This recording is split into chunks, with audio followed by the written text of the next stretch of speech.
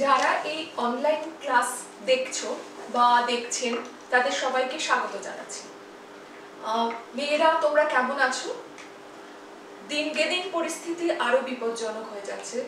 আমরা চারপাশে যা দেখছি তাতে পরিস্থিতি খুব একটা ভালোর দিকে যাচ্ছে না। তবুও আমাদের কাজগুলো চালিয়ে যেতে হবে, তাই জন্য এই অনলাইন ক্লাসগুলো নেওয়া হচ্ছে। আজকে তোমাদের আমি যে অভিব্যক্তির যে অন্যান্য যে প্রমাণগুলো আছে সেগুলো নিয়ে একটু আলোচনা করব। তোমাদেরকে আমি একটা কোশ্চেন জিজ্ঞেস করি যে তোমাদের মধ্যে কাদের কাদের কাদের অ্যাপেন্ডিক্স অপারেশন করা হয়েছে? আমি ফিল করতে পারছি তোমরা অনেকেই বলার জন্য উসখুস করছো আমাকে যে ক্লাস যদি হতো তাহলে তোমরা সবাই হাত তুলে বলতে যে দিদিমণি আমার হয়েছে আমার হয়েছে। এই যে অ্যাপেন্ডিক্স, এই অ্যাপেন্ডিক্স আমাদের শরীর থেকে যদি বাদ দেওয়া হয় তাহলে কিন্তু আমাদের শরীরের কোনো ক্ষতি হয় না, বা আমরা স্বাভাবিকভাবেই কাজ করতে পারি। আমাদের জীবন যেরকম আগে থাকে ঠিক সেরকম ভাবেই চলতে থাকে। এই অ্যাপেন্ডিক্স আর ধরো অন্য অঙ্গ যেমন হৃৎপিণ্ড, ফুসফুস, বৃক্ক, এই অঙ্গগুলো যদি কোনো রকম গন্ডগোল দেখা যায় শরীরে তাহলে কিন্তু যথেষ্ট চিন্তার। কিন্তু অ্যাপেন্ডিক্স ঘটিত যদি কোনো গন্ডগোল আমাদের শরীরে দেখা যায় তাহলে কিন্তু অতটা চিন্তার নয়, এবং অ্যাপেন্ডিক্সটাকে যদি গন্ডগোল করে তাহলে অ্যাপেন্ডিক্সটাকে আমাদের শরীর থেকে অপারেট করে দেওয়া হয়, অর্থাৎ বাদ দিয়ে দেওয়া হয়। আজকে এই প্রশ্নটা জিজ্ঞেস করছি কারণ আজকে যেটা তোমাদের আমি পড়াবো সেটার সাথে এই ঘটনাটার অনেক যোগাযোগ রয়েছে। অর্থাৎ নিষ্ক্রিয় অঙ্গ, যেটা আমি আজকে তোমাদেরকে বলতে চাইছি সেটা হচ্ছে নিষ্ক্রিয় অঙ্গ। এই অ্যাপেন্ডিক্স আমাদের শরীরে একটা নিষ্ক্রিয় অঙ্গ।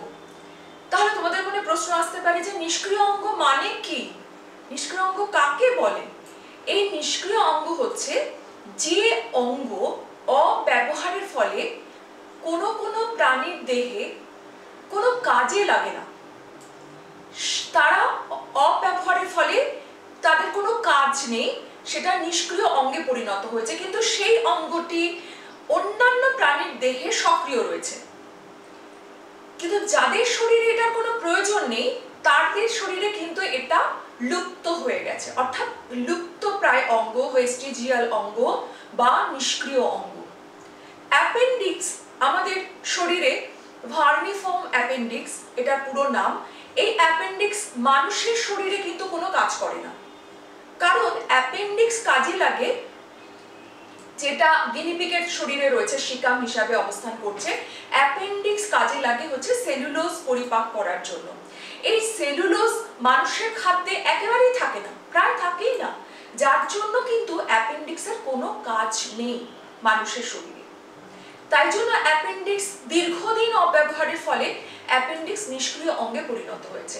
এরকম আরো অনেকগুলো অঙ্গ রয়েছে, যেমন মানুষের ক্ষেত্রে যেমন চোখের, দেখবে আমাদের চোখের কোণায়, একদম চোখের কোণার দিকে দেখবে যে একটা স্ফীত গোলাকার অংশ রয়েছে, ওটা আমাদের একটা নিষ্ক্রিয় অঙ্গ, থার্ড নিকটেটিং মেমব্রেন, তৃতীয় উপপল্লব, যেটা ব্যাঙ, মাছ এদের চোখে কিন্তু খুব ভালোভাবে অবস্থান করছে, কিন্তু মানুষের শরীরে যেহেতু এর কোনো কাজ নেই, এটা অনেকদিন আগে থেকে কোনো অব্যবহারের ফলে এটা নিষ্ক্রিয় অঙ্গে পরিণত হয়েছে।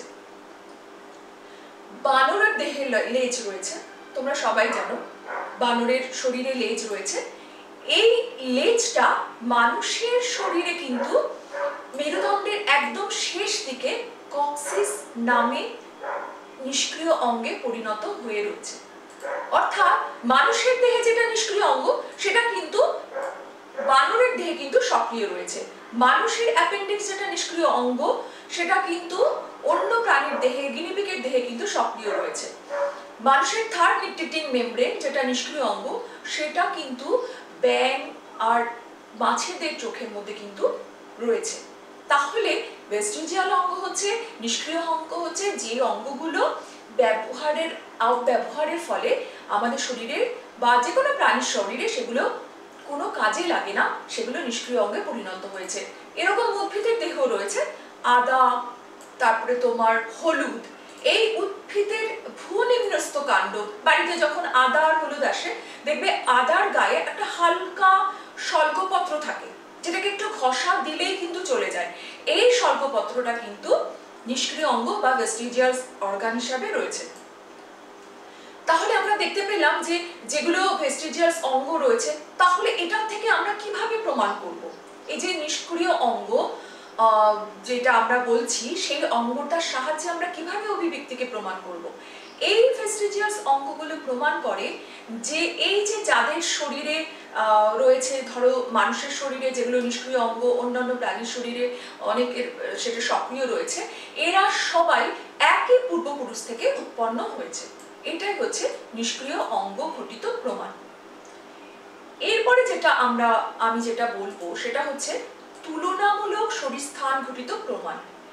একটা নির্দিষ্ট অঙ্গ নিয়ে আমরা তুলনা করব। এই তুলনাটা হচ্ছে হৃৎপিণ্ডকে নিয়ে আমরা তুলনা করব। হৃৎপিণ্ড নিয়ে যখন তুলনা করব তখন আমরা একটি নির্দিষ্ট কয়েকটা প্রজাতির, অর্থাৎ নির্দিষ্ট কয়েকটি শ্রেণীর আমরা হৃৎপিণ্ডকে নেব।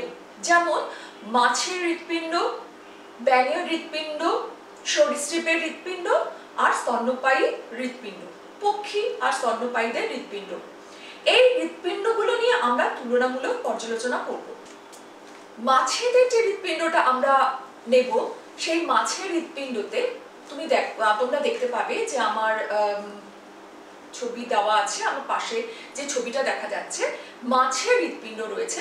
এই মাছের হৃৎপিণ্ডের মধ্যে কিন্তু আমরা দুটি প্রকোষ্ঠ দেখতে পাচ্ছি। দুটি প্রকোষ্ঠ, একটা অলিন্দ, একটা নিলয়।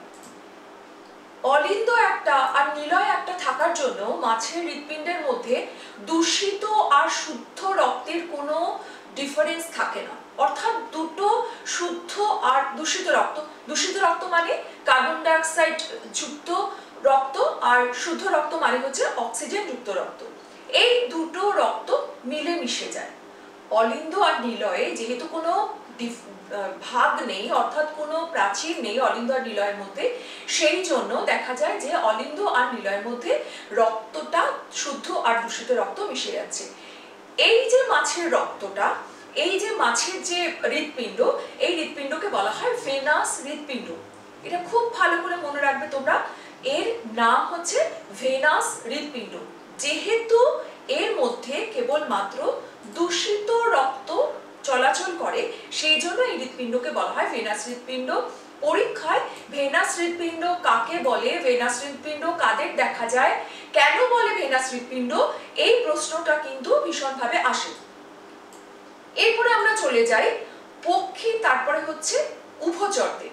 উভচরদের হৃৎপিণ্ডের মধ্যে ছবিতে দেখো, তোমরা দেখতে পাবে যে এদের অলিন্দের দুটো প্রকোষ্ঠ রয়েছে, অর্থাৎ বাম অলিন্দ, ডান অলিন্দ রয়েছে, কিন্তু নিলয়ের মধ্যে কোনো ভাগ নেই বা প্রাচীর নেই। যেমন যদি ধরো আমাদের ক্লাসরুমের মধ্যে যদি কোনো ডিভাইডার না থাকতো, যদি পাঁচিল না থাকতো, তাহলে সব ক্লাসরুমগুলো কোনো ডিফারেন্স করা যেত না। সেরকম নিলয়ের মধ্যেও কিন্তু কোনো ভাগ নেই, কিন্তু অলিন্দের মধ্যে আছে। বাম অলিন্দ, ডান অলিন্দ রয়েছে। বাম অলিন্দ আর ডান অলিন্দের মধ্যে কিন্তু অক্সিজেন যুক্ত আর কার্বন ডাই অক্সাইড যুক্ত আলাদা আলাদা রক্ত পরিবাহিত হচ্ছে, কিন্তু যেই মাত্র ওরা নিলয়ের মধ্যে প্রবেশ করছে, তখন কিন্তু অলিন্দের যে আলাদা যে রক্ত ছিল, অক্সিজেন যুক্ত রক্ত আর কার্বন ডাই অক্সাইড যুক্ত রক্ত, সেটা কিন্তু নিলয়ে এসে মিলেমিশে একাকার হয়ে যাচ্ছে, কারণ সেখানে কিন্তু কোনো চেম্বার বা পার্টিশন নেই। এটা হচ্ছে উভচরের হৃৎপিণ্ড। এরপরে আমরা চলে যাচ্ছি যে সরীসৃপদের হৃৎপিণ্ড। সরীসৃপদের মধ্যে দেখো, ছবিতে দেখা যাচ্ছে যে দুটো অলিন্দ রয়েছে আর নিলয়ের মধ্যে অর্ধেক প্রাচীর রয়েছে। সরীসৃপদের নিলয়ের মধ্যে প্রাচীরটা, ডিভিশনটা অর্ধেক তৈরি হয়েছে, কিন্তু কুমিরের দেহে একমাত্র সম্পূর্ণ পার্টিশন দেখা যায়।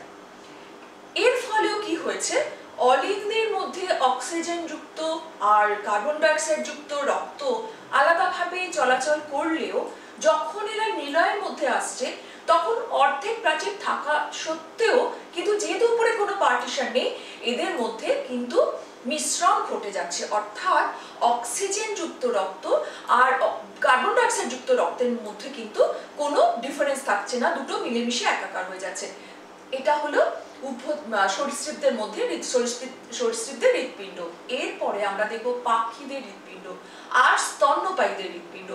এদের মধ্যে কি হচ্ছে, এরা উন্নত, এদের যে হৃৎপিণ্ড উন্নত।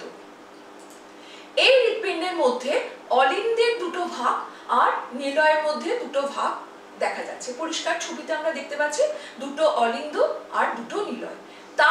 তার মানে যে অলিন্দের মধ্যে অক্সিজেন যুক্ত আর কার্বন ডাই অক্সাইড যুক্ত রক্ত আলাদাভাবে চলাচল করছে।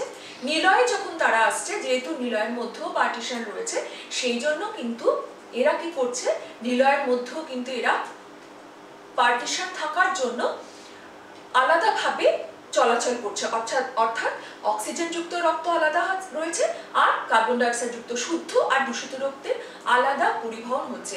এই জন্য এই হৃৎপিণ্ডকে বলা হয় দ্বিচক্রী হৃৎপিণ্ড। দ্বি মানে হচ্ছে দুটো, চক্র মানে সাইকেল যা বলো।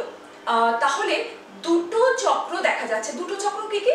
একটা অক্সিজেন যুক্ত রক্তের সাইকেল আর একটা হচ্ছে কার্বন ডাই অক্সাইড যুক্ত রক্তের সাইকেল। তাহলে দ্বিচক্রী হৃৎপিণ্ড হচ্ছে পক্ষী আর স্তন্যপায়ীদের মধ্যে আমরা দেখছি।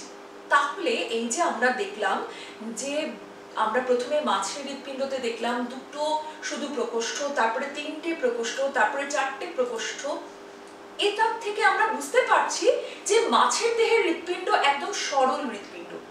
তারপরে যত নতুন প্রজাতি শ্রেণী তৈরি হয়েছে তাদের মধ্যে কিন্তু হৃৎপিণ্ড আরো জটিল হয়েছে। শেষে কিন্তু এই যে স্তন্যপায়ী আর পাখিদের ক্ষেত্রে জটিল হৃৎপিণ্ড দেখা গেছে। তাহলে এটা থেকে আমরা অভিব্যক্তির কি প্রমাণ করতে পারি, যে এরা সবাই এই যে তোমার মাছ, ব্যাঙ, সরীসৃপ, পক্ষী, স্তন্যপায়ী, এরা সবাই সাধারণ একজন পূর্বপুরুষ থেকে উৎপন্ন হয়েছে এবং তারপরে বিবর্তনের ফলে অর্থাৎ অভিব্যক্তির ফলে এদের ক্রমিক উন্নতি ঘটেছে। এবং যেটা বিবর্তনের মূল কথা, বিবর্তনের সংজ্ঞায় আমরা পড়েছি যে সরল থেকে জটিল হবে, অর্থাৎ আমরা এখানে পরিষ্কার দেখতে পাচ্ছি যে হৃৎপিণ্ড সরল থেকে জটিল হয়েছে। এটা হলো তুলনামূলক শরীরস্থান ঘটিত প্রমাণ। তাহলে হৃৎপিণ্ড ঘটিত প্রমাণ যদি তোমাদের আসে পরীক্ষায়, আসেও এখানে যে অভিব্যক্তির যে প্রমাণগুলো আছে সেই প্রমাণগুলো তোমাকে ভালো করে পড়তে হবে। এরপরে যেটা রয়েছে সেটা হচ্ছে ভ্রূণতত্ত্ব ঘটিত প্রমাণ। ভ্রূণতত্ত্ব ঘটিত প্রমাণের মধ্যে আমরা বিভিন্ন ভ্রূণ নিয়ে আলোচনা করব। এটাও কিন্তু একটি প্রমাণের মধ্যে পড়ে, বিবর্তনবাদের একটি প্রমাণের মধ্যে অন্যতম প্রমাণ। এটা দিয়েও আমাদেরকে প্রমাণ করতে হবে যে বিবর্তনবাদকে সমর্থন করছে। এখানে ভ্রূণ মানে কি? ভ্রূণ মানে হচ্ছে যে ডিম্বাণু নিষেকের পর ক্রমশ বিভাজিত হয়ে যে অংশটি তৈরি করে সেটাই হচ্ছে ভ্রূণ, অর্থাৎ গ্লাস্টুলা, মরুলা, গ্লাস্টুলা এগুলোর পর যেটা তৈরি করে সেটা হচ্ছে ভ্রূণ। এই ভ্রূণটা আমরা নেব বিভিন্ন প্রাণীর, যেরকম আমরা হৃৎপিণ্ডকে নিয়েছি, বিভিন্ন শ্রেণীর হৃৎপিণ্ড নিয়েছি, সেখানেও আমরা ভ্রূণটাকে নিয়ে আমরা প্রমাণ করব, বিভিন্ন শ্রেণীর ভ্রূণ নিয়ে প্রমাণ করব। এমব্রায়োলজি হচ্ছে যে জীবনবিজ্ঞানের যে শাখায় আমরা ভ্রূণ নিয়ে আলোচনা করি, ভ্রূণের বিভিন্ন তত্ত্ব নিয়ে আলোচনা করা হয়, তাকে বলা হয় এমব্রায়োলজি। এবার এখানে দেখা গেল যে বিভিন্ন শ্রেণীর প্রাণীদের ভ্রূণের মধ্যে কিন্তু প্রথম দিকে প্রচুর মিল আছে। এই এমব্রায়োলজির উপর হেকেল একটি সূত্র দিয়েছিলেন, যে সূত্রটির নাম হচ্ছে বায়োজেনেটিক সূত্র। ভীষণভাবে তোমরা মনে রাখবে, এটা হেকেল বিজ্ঞানী নাম, আর উনি যে সূত্রটা দিয়েছিলেন সেটা হচ্ছে বায়োজেনেটিক সূত্র, বায়োজেনেটিক ল। এই বায়োজেনেটিক সূত্রে উনি বলেছিলেন যে ব্যক্তিজনই জীবজনিকে পুনরাবৃত্তি করে। আবার বলছি, ভালো করে জেনে নাও, ব্যক্তিজনই জীবজনিকে পুনরাবৃত্তি করে। Ontogeny repeats phylogeny. এখানে দেখা গেল যে আমরা বিভিন্ন প্রাণীর ভ্রূণ যদি নিয়ে দেখি, যেমন ধরো আমরা প্রথমে আমরা মাছ নিচ্ছি, তারপরে সরীসৃপ নিচ্ছি, তারপরে পক্ষী, তারপরে স্তন্যপায়ী, এদের ভ্রূণগুলো যদি নিই তাহলে দেখা যাবে যে এদের সবার মধ্যে কমন তিনটে ফ্যাক্টর লক্ষ্য করা যাবে। কমন তিনটে ফ্যাক্টর হচ্ছে, প্রথম 1 নম্বর হচ্ছে গলবিল অঞ্চলে বহিস্থ ফুলকার খাঁজ থাকবে। অর্থাৎ 1 নম্বর পয়েন্ট হচ্ছে যে গলবিল অঞ্চলে বহিস্থ ফুলকার খাঁজ থাকবে। দ্বিতীয়ত হচ্ছে 2 নম্বর পয়েন্ট হচ্ছে এক সারি অন্তস্থ যুগ্ম ফুলকা থলি থাকবে।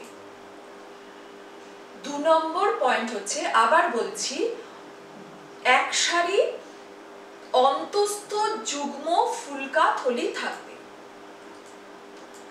তৃতীয়ত হচ্ছে এদের সমস্ত ভ্রূণের যদি আমরা দেখি তাহলে ভ্রূণের শেষ ভাগে লেজ সদৃশ্য একটা অংশ থাকবে, লেজের মতন একটা অংশ থাকবে এবং সেখানে মায়োটোম পেশি থাকবে। তোমরা যদি কেউ মিউজিয়াম যাও তাহলে সেখানে দেখবে যে বিভিন্ন প্রাণীদের ভ্রূণকে ওখানে সংরক্ষিত করে রাখা আছে। এই ভ্রূণগুলো যদি আমরা দেখি তাহলে দেখবো প্রথম দিকে এই সবার ভ্রূণকে দেখতে একই রকম, মানুষের, তারপরে তোমার ব্যাঙের, পাখির, মানে ধরো মুরগির যে ভ্রূণগুলো থাকে সেগুলো সব একই রকম দেখতে। আরো বলা হয় যে এই যে ভ্রূণগুলো যাদের সঙ্গে যে শ্রেণীর সঙ্গে যে শ্রেণীর খুব খুব নিকটতম সম্পর্ক, যেমন ধরো পক্ষীর পরেই কিন্তু স্তন্যপায়ী, তাহলে পাখিদের ভ্রূণ, পাখির যে ভ্রূণ থাকবে তার সঙ্গে মানুষের ভ্রূণের খুব মিল আছে। আর আমরা কিন্তু যদি দেখি যে ওখানে যদি আমরা মাছের ভ্রূণ নিই বা উভচরদের ভ্রূণ নিই তাহলে কিন্তু দেখা যাবে যে পক্ষীর ভ্রূণের সঙ্গে মানুষের ভ্রূণের যত বেশি মিল থাকবে সেই মিলটা কিন্তু উভচরদের ভ্রূণের সঙ্গে কিন্তু থাকবে না। অর্থাৎ যে শ্রেণীগুলো যত বেশি কাছের সম্পর্কযুক্ত, যত এরা কাছাকাছি, তত কিন্তু এদের মধ্যে ভ্রূণের মধ্যে মিল থাকবে। এই ভ্রূণতত্ত্ব ঘটিত প্রমাণ, এই ভ্রূণতত্ত্ব ঘটিত প্রমাণ থেকে আমরা কিভাবে বিবর্তনবাদকে সমর্থন করি, অর্থাৎ এখান থেকেও আমরা দেখতে পাবো যে এই ভ্রূণগুলোর থেকে আমরা বুঝতে পারি যে এই সমস্ত শ্রেণীরা যারা এই ধরো মাছ, উভচর, পক্ষী, সরীসৃপ, স্তন্যপায়ী, এরা সবাই একই পূর্বপুরুষ থেকে উৎপন্ন হয়েছে। তার জন্যই এদের ভ্রূণদের মধ্যে এরকম মিল দেখা যায়। এটাই হচ্ছে বিবর্তনবাদকে সমর্থন করে।